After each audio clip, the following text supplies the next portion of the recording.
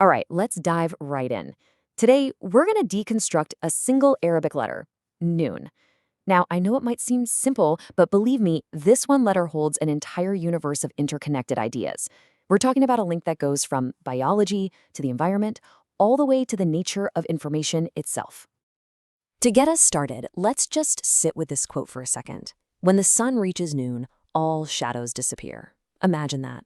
The sun is directly overhead, and for just a moment, there's no shadow, no distortion, just pure, unfiltered light. It's a powerful image of total clarity, of unshadowed truth. And you'll want to keep that picture in your mind, because we're about to explore a way of finding that same kind of clarity inside our own language. So, how do we even begin to decode a letter? Well, the framework we're using today treats every single letter as a seed letter. Think of it as a tiny, dynamic concept, just waiting to be planted so we can see what it grows into. The science behind this is called nunetics. It's basically a method for understanding words by looking at their fundamental building blocks, these seed letters.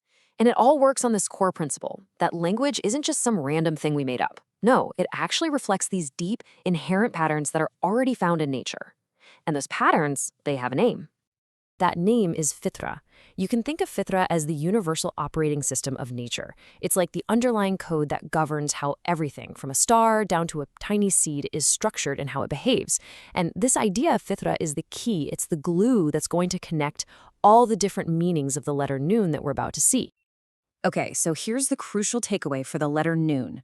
It represents two primary but deeply connected concepts. The first one is seed, the very origin point of physical life. And the second is breath, the essential force that keeps that life going. What we're going to do is journey from the tangible physical seed to the intangible breath, and you're going to see how they both follow the exact same pattern. Let's start at the most fundamental level you can imagine, the physical, the biological, the body. Here, Nun represents the absolute beginning of life, this microscopic speck of potential. At this biological level, Nun represents the nutfa, which is the sperm germ. I mean, think about it. This is a single cell that holds the entire blueprint for a human being. It is the ultimate starting point from which literally everything else grows. Okay, so we've seen the microscopic seed. Now let's zoom out and see how that seed interacts with the world around it. We're about to uncover a universal pattern of growth that really defines life itself. This is what we call the Fitra growth cycle. It's a really simple, but honestly pretty profound three-step process. First, a seed is planted down into the earth. Then, from that point, it germinates and grows up, reaching toward the light. And finally, its fruit is harvested, which gives us new seeds that get replanted down, and the whole cycle starts over. And here's a cool thing. If you look at the lowercase letter n in English, you can literally see this pattern. A line goes down, then it arches up and over, getting ready to go down again. And you know, this isn't just about plants in a garden. As the source material puts it so well, this whole botanical pattern is a direct metaphor for our own human potential.